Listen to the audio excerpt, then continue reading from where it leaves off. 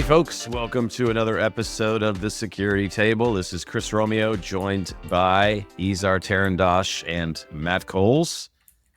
And we talk about security, privacy, the meaning of life, and very few sports references. I try to sneak them in, but then Matt and Izar look at me. What are you talking about? Sports? What's that? Never played baseball in my life. You'd have to go outside for that, right? Yes, Matt, recommend you go outside. What is this outside you keep talking on? Come on, you did a live, or you did a security table remote from the woods somewhere. Did you Well, see you- the hat? Did you see the hat I had on me? Yeah. There's a lot of fear. Like half an hour ago, I was sitting here turning on my computer and then I felt something in my leg. It was a freaking spider. Wow. Now, if it was a radioactive spider and it bit you, Oh, then everything would be okay. Yeah. I mean, origin story. It was a bug. Okay. Was So it you're a not a flaw? Was it a weakness? Yeah. I put it in a jar and I'm calling it feature. So Matt, you're struggling for coffee. I Sorry. am. My espresso machine died last week, and which is interesting because it brings up our topic for today. I think around obsolescence, planned or unplanned. Okay.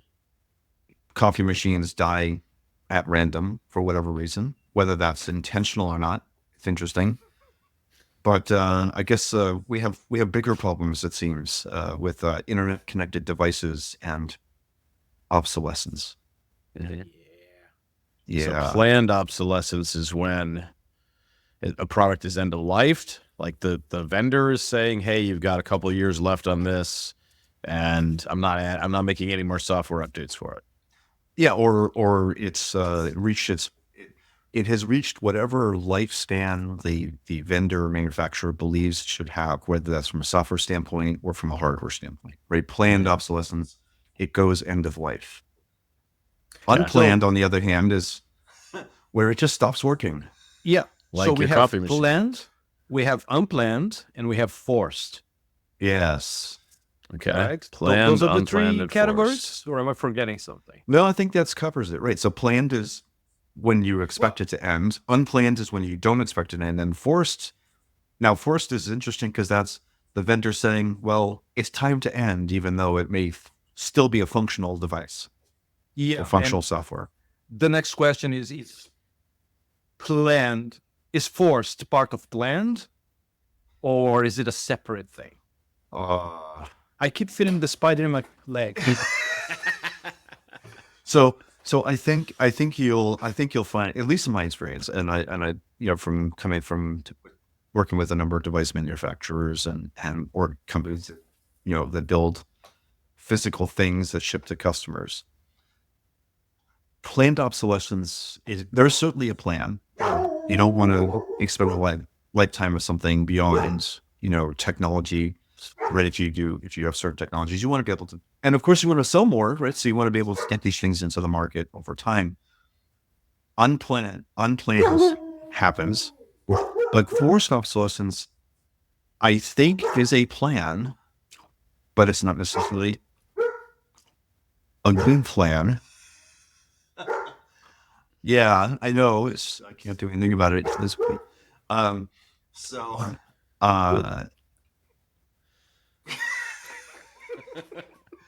Yes. Forced obsolescence is a plan. Is it a good plan? I'm not sure it's a good plan. So we have the issue that people claim, and that is, let's take a device like the iPhone. Straight into the belly of the beast. Yeah. Yeah, after 2 years or so, it seems like the device is operating less optimized. And then it begs the question, and a lot of people on the internet have made this accusation that big companies like Apple or Google, Android, or whatever are purposefully architecting their software in such a way to push the upgrade cycle.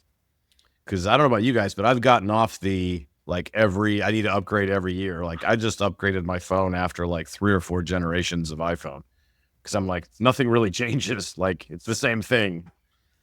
Yeah, I mean, First, go ahead. Sorry. No, you go. Go. I've been talking. Go. I'm like, okay, first of all, why are you using an iPhone? But beyond that, Yes. anybody who says something like that, my first reaction is, okay, so you never touched a Windows computer for some period of time. Because to be surprised by that is like, excuse me, it's a fact of life. The thing with the alleged iPhone thing is that while people have made a sort of peace that Windows at some point you're going to have to reformat that thing just to keep working, right? The iPhone, that there is an assumption of reliability on those things that we put in our pockets. And we spoke about handsets a number of times around here. We do put trust and we do expect reliability from those things in a way that we don't from other things in our lives.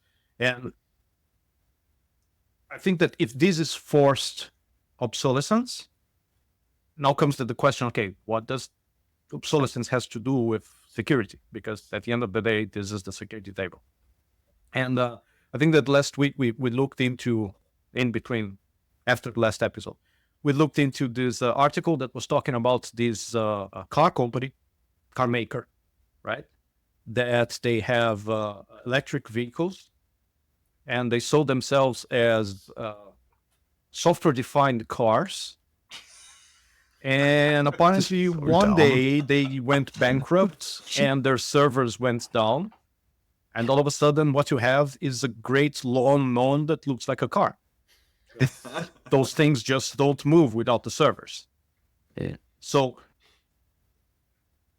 in this apocalyptic scenario, what are the security implications of obsolescence when all of a sudden the services that you rely on, the servers themselves, go away for one reason or another? They could be obsolescence, it could be a denial of service. Somebody could have maliciously decided that no, you're not going to have access to the service. So where does obsolescence meet security? I think it's an architecture problem. In the Fisker's case, we can speak about them. They're in the article as the company that did this. Their reliance on the cloud / server side software to even make the car move is just a terrible architecture. Like Tesla doesn't work like that. I don't have to have a connection to the mothership for Tesla can operate on its own. It does rely on a lot of services that it consumes over the internet, but it doesn't rely on the internet to start the car. And that would, and I mean, let's just talk about auto safety for a moment. That would be a huge safety issue if you relied on a reliable network connection if you're driving a vehicle to even get the vehicle going. I mean, that's just insane. Yeah, because you're in the middle of nowhere. Like you're in the cornfields in Iowa and there's no cell service. Your car you stop on the side of the road to examine a corn stalk because you're a city dweller. You've never seen one in live. And then you go to start your car and it's like, doo-doo-doo-doo. Sorry. But that's the thing. Who thought that was a good idea? From the article, we learned that the rationale behind this was that they wanted to be able to not only sell you services to your car, sell software upgrades to your car, but they wanted to, in case you sold the car to somebody else, resell those same services that the first owner already bought to the new owner. Sure, great idea. That sounds like a great value add for them. But don't make it the core way that the car functions. So from a business standpoint, okay, that makes sense. Now, how do we make that work? The things that from the technical point of view, and that's where I thought that you were going with you need an API to turn on the car. Think about the attack surface that you are exposing here just by making those things dependent on a cloud service. All of a sudden, you have an API that says apply brakes, right? Or turn off engine, or pull eject lever. Okay, yeah, but let me blow your mind a little bit more. Think about the architecture there. Does the car reach out to the cloud and get its instructions, or does the car have an open port and and internet access? Is it on the DMZ or is it not on the DMZ? Logic says that the car should be reaching back. Yeah. Reality says the car has many open ports. So here's a question: Could you run a Shodan? Could you run a Shodan scan and find these cars on the internet? Most probably yes. Interesting question. Unless somebody went and said, okay, let's do our own cloud in here and keep all the, well, we know how those things work, right? They work wonderfully most of the times. Yeah. So no. So no. So yeah. So I mean, so there's architectural decisions that can be made, and it will be interesting. I mean, it would be interesting to know who really was in charge of making those decisions. Because the software developer may be like, well, you know, I need these cloud services. We don't have compute power on board. Although, granted, cars have like almost supercomputers these days. And so, who made that choice? Who said? So what you're saying is they didn't have a security champion who was guiding the experience. Not only that, it sounds like something that somebody in the marketing department came up with and said, that's a great idea. Let me go tell it to the product owner. And the product owner said, hey, you know what? That's a great idea. Let me go and talk to the architects. And the architects say, hey, you know what? That's a terrible idea. But, you know, since you pay my salary, sure, why not? Whatever. I'm just going to buy a Tesla. So weak-willed architects put us in this position. Is that what you're saying? I think that more than ever, I'm trying to push the view that at a certain level in the life cycle of a story, somebody's got to act as a firewall and a champion for good sense. Somebody has to put a stop to the madness and say, up to here. Well, I think that's represented in this equation if we're talking vehicle safety. By is it the transportation? I don't know what or I don't know what the government entity in the US is. or NTSB. a host of others. Yeah, and something transportation. Yeah, NHTCA or TSA or whatever it is. And then, so they have, if, for example, with self-driving, you can't just in the United States, you can't just start a car company, build a self-driving feature, and let it loose on the road. Like you have to go through various protocol safety testing and everything to prove that the things aren't just going to crash into each other or things at random. So that just to have a car on the road, you have to go through that. I mean, whether you're doing self-driving or not. But, yeah. But in this case, what we're discussing is more of an attack surface that is opened. You know, apply brakes is not likely going to be a command that is sent from a cloud service back to a car unless it's in a self-driving mode or it has a safety detection of it thinks a collision is about to occur. Recall 10 years ago, not even actually, more like 6 years ago. Do you remember the OnStar hack? Yes, where they were able to apply brake and kill engine on a vehicle driving on the road through open APIs. Well, not open, but APIs that were made available. Yeah. Right. So it's not just, I mean, it happens. We know it happens because it's been tested. Yeah. I'm sorry, but I can already see it. Somebody thinking, we know where the outdoors are. We know where the outdoors, like the sites. We know where the car is. If I want to maximize exposure of the driver to the outdoor, I'm going to slow down the car when it drives by that specific one. So yeah, apply brakes. So what you're saying is using the environment, the ambient environment, to enhance driver experience and giving a better value to the vehicle occupants. And surely putting an LLM in the loop somewhere. Sure. But there must be at least one. So let's come back around to obsolescence, because that's where we started and we teased that we were going here. And so in the case of the car company with this article, that was a forced obsolescence because they went out of business. The car was reliant on the internet, the cloud services for operation. It was unplanned, I think. It was forced and unplanned. It was forced by outside factors, and it was unplanned from the side of the company. And it was a bad idea to begin with. Well, no, it was planned. It was planned. You don't. Bankruptcy doesn't just hit you. Oh yeah, right. You have True. to declare it. You have. Yeah. It takes you. You spend in a corporate environment. You're spending 3 months preparing for the event. But at some point they forgot about the servers that control the cars. I don't in think that they plan. forgot about it. Here's the Being interesting honest, thing. you don't. I mean, you think let's play with that for a second though. Like, you think executives at a car company that's relying on cloud services didn't know that the cars were going to shut off? You know what? I've seen things. Yeah.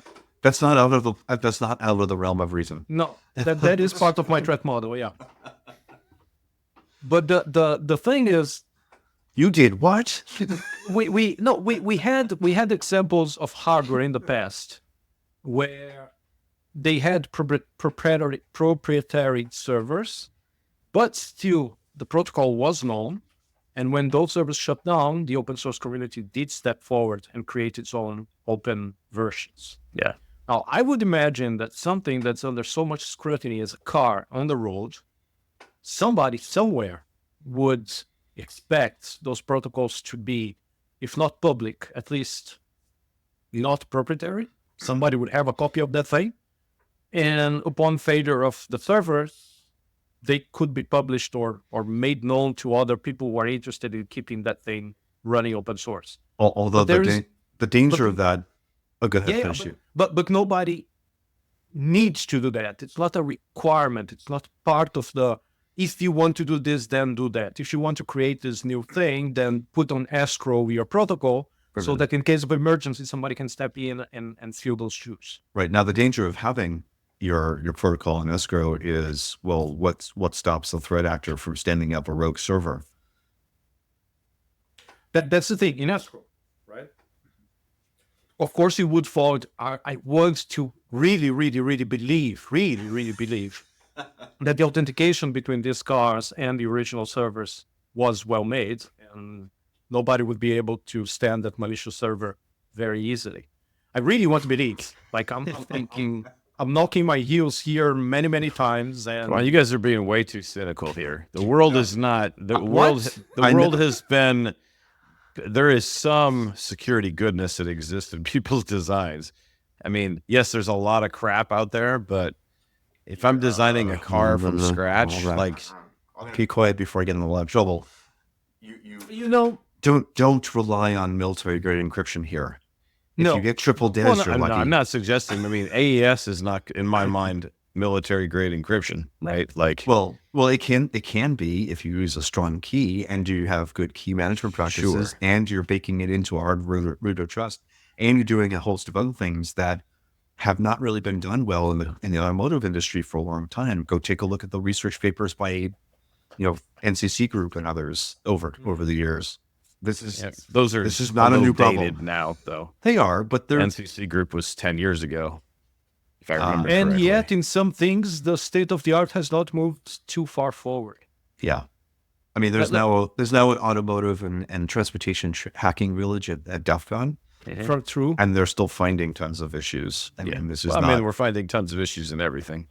Yeah. Right. Because there are tons of issues. There's no mature category. You can't point at a category and say, well, this one's doesn't have a village at a security conference. And Let me keep believing that aviation is the different level.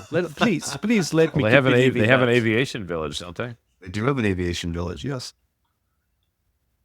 Because you remember Yeah. remember the hack on the infotainment system in the Yeah, but in the airline? it's very high level. I really need that sound effect of the drums. Dun-dun-dun.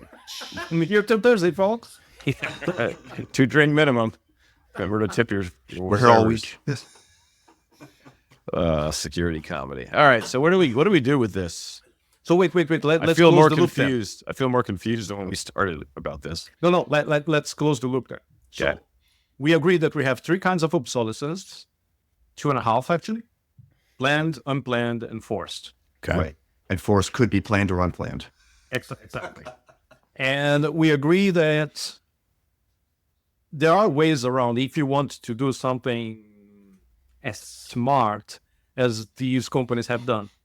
We agree that there are ways to get around it. We agree that there are if you build a community of users, somebody in there knows how to write enough code that they might be able to stand an open source version of the thing, and that you have ways of protecting yourself, your IP, until that event, planned, unplanned, or forced, happens. That would allow the thing to continue working. So you would be respecting, not protecting, but respecting the rights of your consumers. The problem is that nobody is actually building with this in mind, planning these things in mind, unplanning this in mind. And the government doesn't seem to be stepping into the thing. You're opening up another can of worms here, though, because respecting the rights of their consumers.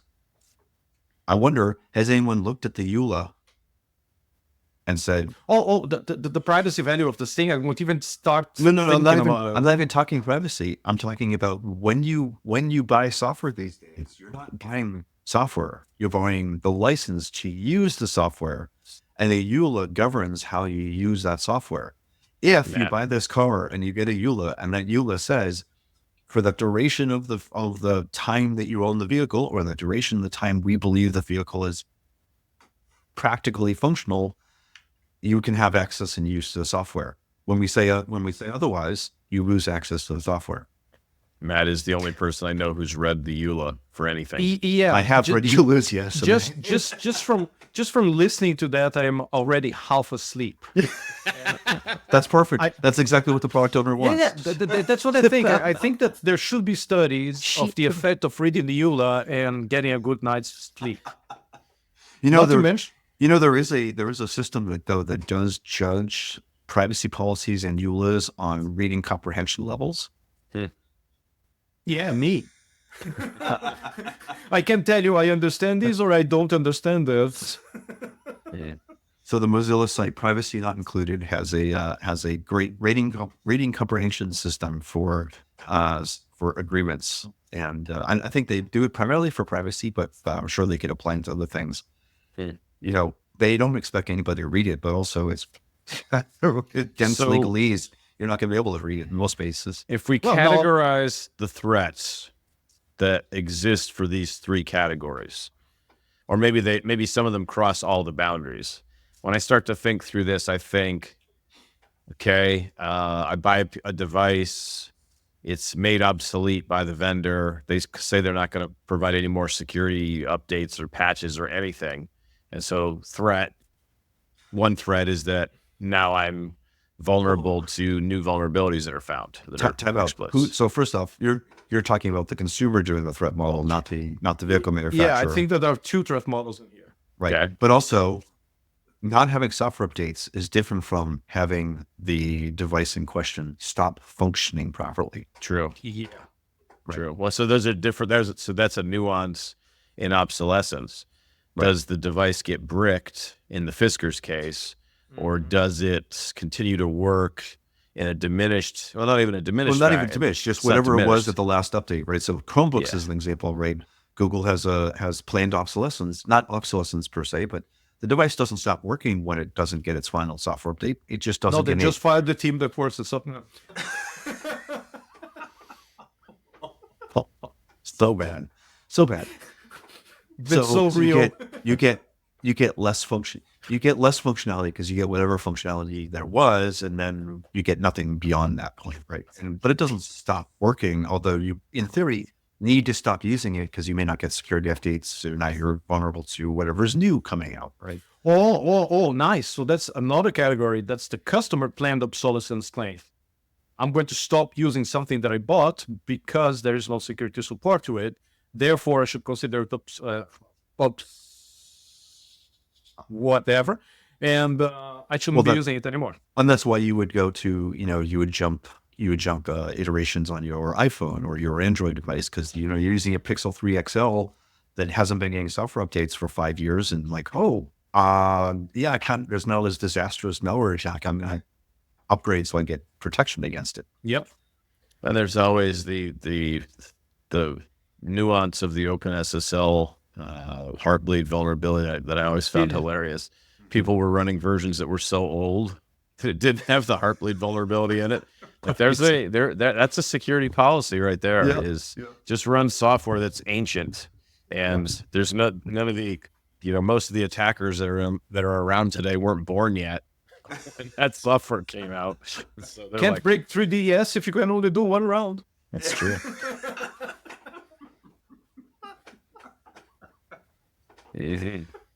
But I like where Matt went with the fact that actually we are talking about two different threat models here.